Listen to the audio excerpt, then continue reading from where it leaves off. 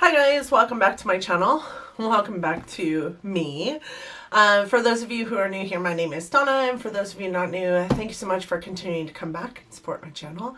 I appreciate you guys so very much. Today I am doing the next installment in my Palette Roulette series, in which I let an app choose a palette for me. I use it throughout the week, and then I come back to you, talk to you about that palette, and choose another palette to use for the following week. This week, the app chose Juvia's Place Douce, or Douce. I think it's Douce. This is the Juvia's Place Douce palette that was chosen for me last week via my app. This palette sells on Juvia's Place and Ulta. Currently, it's on sale for $10 at Juvia's Place as I'm filming. You can pick it up at juviasplace.com for $10, but typically it is a $20 palette, and it sells at just those two places, Juvia's Place and Ulta. It is an Ulta exclusive. It has 1.14 ounces of product in it with 9 pans of shadow. Each one of those pans is 0.13 ounces per pan. It has 5 stars at Juvia's Place, and that does include 143 reviewers to make up that 5-star review. And at Ulta, it is 4.9 stars with 44 reviews. It does have 9 shades, like I said, and the pans do hold 0.13 ounces of product in them. So these pans are massive. You guys can see that they are giant when compared to my finger. They take up a good, half of my finger in diameter.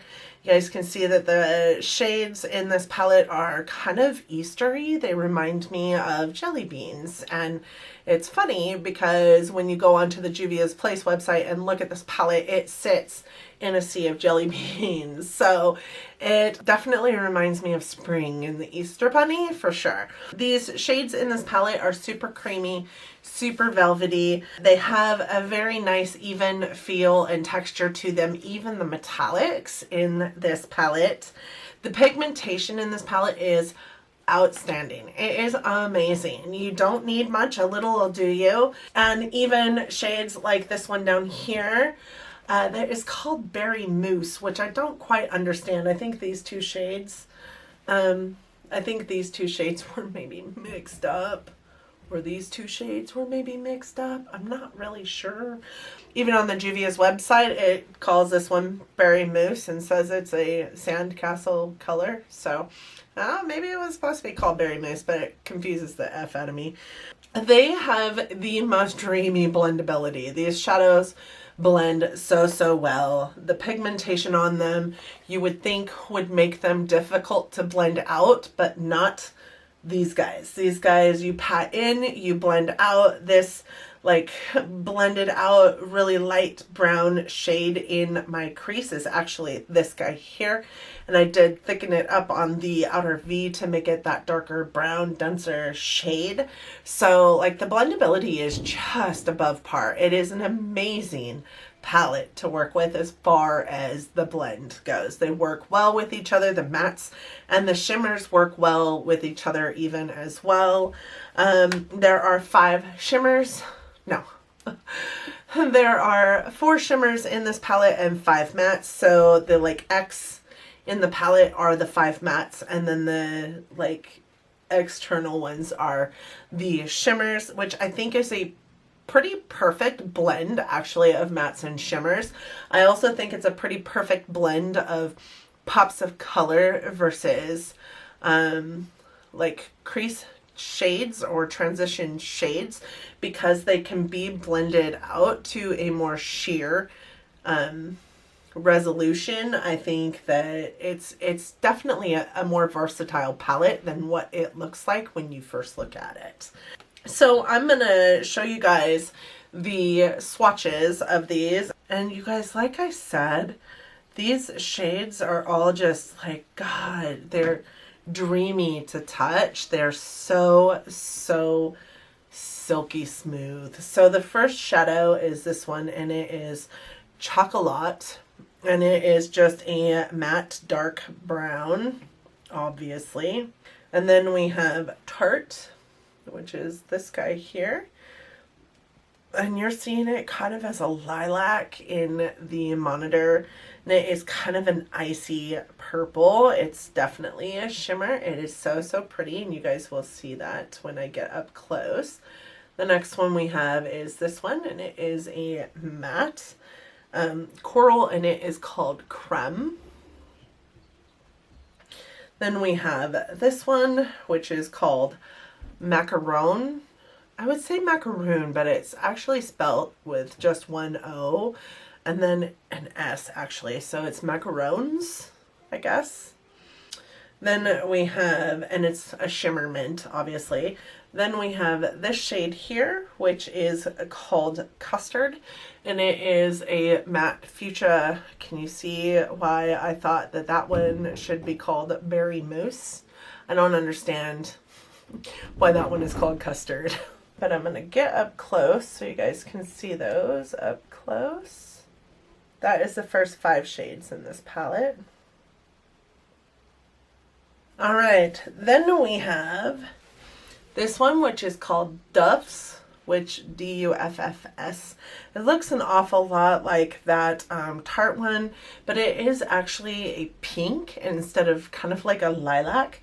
It is a shimmer formula, and I'm a little confused by the name. Again, Douce. I only remember that from a movie, and doesn't Duff stand for Designated Ugly Fat Friend? Isn't that what that stands for?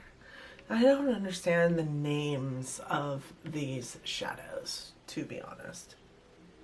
Oh wait, it's not Duff. It's Puff. It's Puffs. Okay, that makes more sense. Puffs. Oh my gosh. All right, and then there is this one here, which is called Berry Mousse. Doesn't make any sense. This is a matte, like sandy beige shade. Then we have this one here, which is called Mont Blanc. It is a shimmer kind of gray silver shade. It's kind of got like a bronzy switch to it. And then we have this one, which is called Crepes. It is a matte, like peachy pink. But that is them. I have to tell you, I don't have a favorite shade in this palette this week because all of them really performed really, really well. I'm going to scooch over so that I can put some pictures in here. These are just as pigmented and blendable with or without primer. You don't need primer to make these shades function. They do really well with or without. I would say if you're going to use a primer, make sure that it is a white based one so it doesn't take away from the color of the shades, because they are kind of pastel in nature, even though they're really not. They look pastel when you first look at them with a couple pops of color, that mint green especially, but I have a hard time with pastels, and I didn't really have a hard time with this palette. There was not really any fallout with this palette either, which I thought was spectacular, because a lot of the times those nice chunky beautiful shimmers that work well wet or dry with your finger or with a brush tend to fall out, and these ones really didn't, which I loved. I thought that that was amazing. You have, like I said earlier, the perfect like standalone palette with this, because I feel like the colors that are in it can be sheared out enough to be perfect transition shades. And I have to be honest with you, I used a lot of this palette in other aspects of my makeup application over the last week. I would say if you needed to, you could probably use that brown and shear it out really good to make a very nice contour shade, because it's got quite a bit of a cooler tone nature to it than it does a warm tone nature to it. And I did use that peachy pink shade down in the corner, this one right here. I did use this as a blush a couple times throughout the week, and I used this one a couple times as a highlight. So these shades really perform well on any aspect of your makeup application that you're needing them to work. I heard that this palette is super rough to depot, which I have thought about doing, because who wants to just carry around a 9-pan palette? But I have heard that these pans are super hard to depot because they are so big that, you know, you can like kind of jimmy them so much before the shadows break. So it's probably not a good palette to depot if you're looking to depot it. If you just want one or two of these shades, this is probably not the palette for you because depotting it is going to be hard. The longevity of these shadows lasts easily 12 hours without any kind of visible fading. The shimmers lasted clear until I took them off every single night. I think that it's genuinely a great palette. I came up with many eye looks that I was super, super proud of.